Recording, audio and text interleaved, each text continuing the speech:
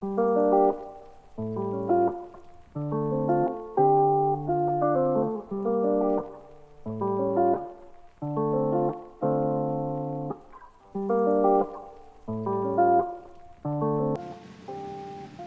Assalamualaikum warahmatullahi wabarakatuh. Kali ini saya akan mempresentasikan ulangan tamat semester saya dengan mata kuliah sistem pendukung cerdas. Yang pertama, perkenalkan nama saya Oka Saputra dengan NPM 173112700065043. Kita langsung masuk ke soal pertama. Buatlah sebuah tabel yang menjelaskan perbedaan antara sistem konvensional dengan sistem pakar. Dan sistem mana yang kalian pilih, berikan penjelasan. Oke, di sini ada tabel. Tabelnya berisi perbedaan antara sistem konvensional dengan sistem pakar. Pertama, di sistem konvensional itu menggunakan data, sedangkan di sistem pakar menggunakan pengetahuan. Yang kedua, ada manipulasi efektif dari basis data yang besar di dalam sistem konvensional, sedangkan di sistem pakar manipulasi datanya itu efektif dari pengetahuan, bukan dari data. Dan tujuan utama dari sistem konvensional adalah efisiensi, sedangkan tujuan utama dari sistem pakar adalah efektivitas. Lalu ada mudah berurusan dengan data kuantitatif, sedangkan di sistem pakar mudah berurusan dengan data yang kualitatif. Menangkap, membesarkan, dan mendistribusikan akses ke data numerik atau informasi, sedangkan di sistem pakar menangkap, membesarkan, dan mendistribusikan akses ke pertimbangan dan pengetahuan.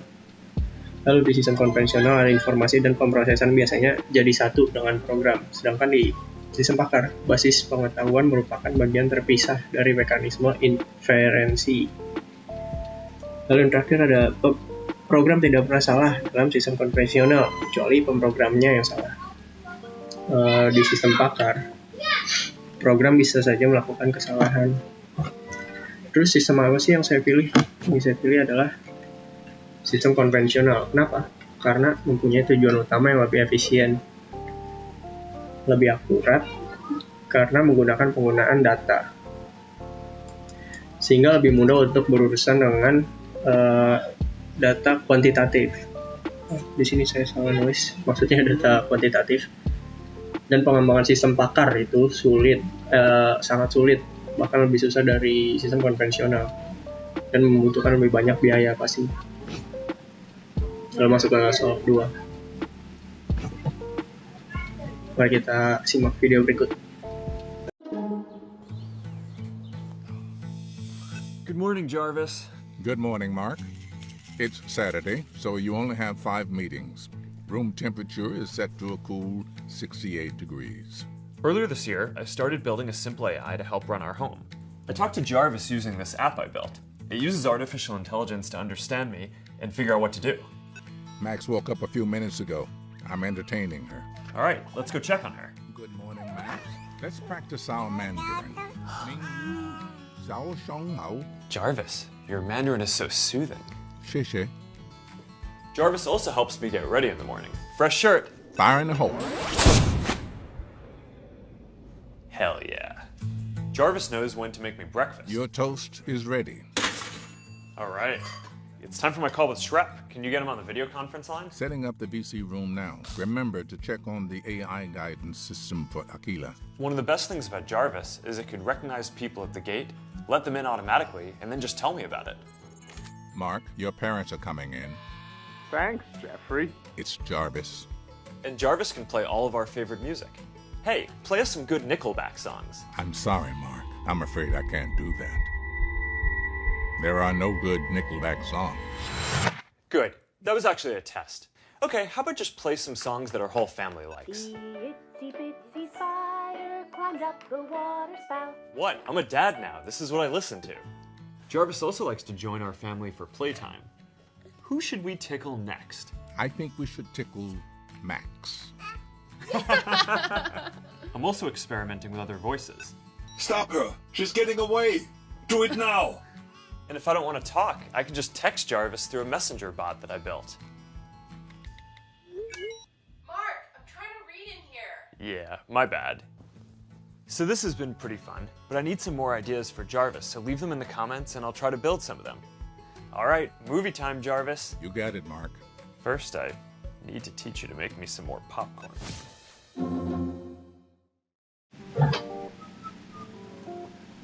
Setelah menyimak video berikut, pertanyaannya adalah berikan penjelasan apakah ini termasuk dalam kategori sistem pendukung cerdas, dan adakah aplikasi yang telah diciptakan oleh mahasiswa berkaitan dengan AI robot seperti ini.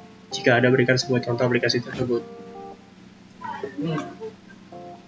Jawabannya adalah tentu ini merupakan contoh kecerdasan buatan yang dipasang di rumah atau home AI yang bernama Jarvis. Jarvis sendiri dapat melakukan beberapa tugas atau perintahannya lewat perintah suara.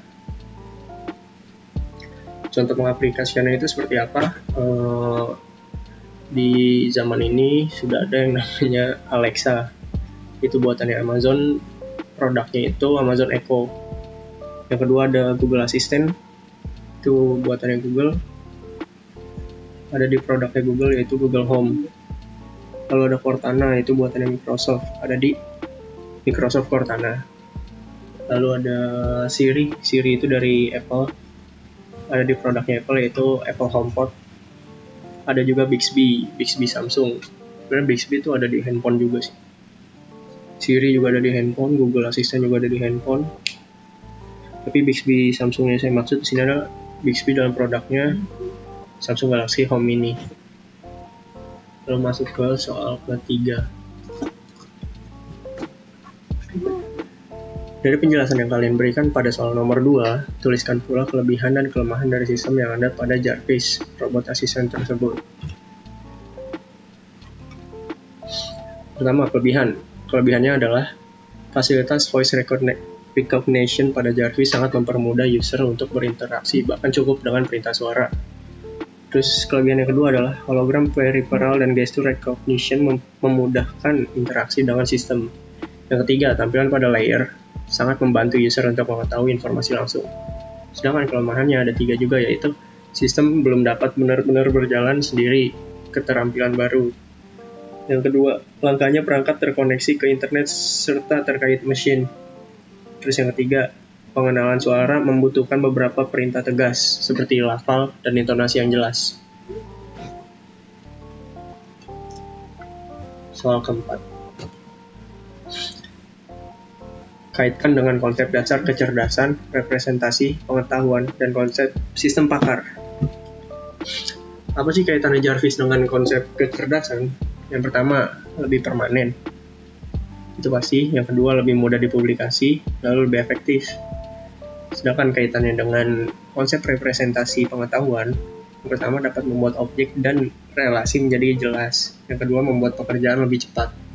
Yang ketiga, ada konsep sistem pakar, yaitu yang pertama adalah kemampuan menjelaskan dari mana asal sebuah solusi. Yang kedua, menentukan dan menginterpretasikan cara-cara untuk mengatasi error. Yang ketiga adalah mengatur tingkah laku suatu environment secara kompleks. Masuk ke soal 5, yaitu soal terakhir. Pada film Iron Man, banyak sekali kecerdasan buatan yang dimunculkan pada teknologi yang digunakan.